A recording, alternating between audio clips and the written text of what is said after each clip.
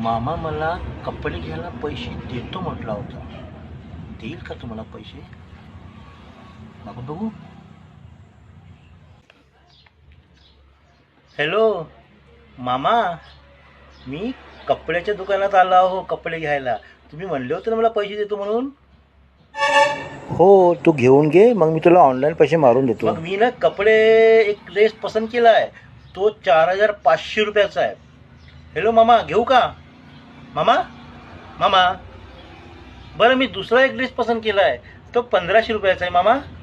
Hello मामा, घेऊ का मामा? बरं मामा, मी एक अंडर पॅन्ट घेतली आहे 100 रुपयाची, घेऊ का? हो, घेऊन टाक ना. कंजूस मामा.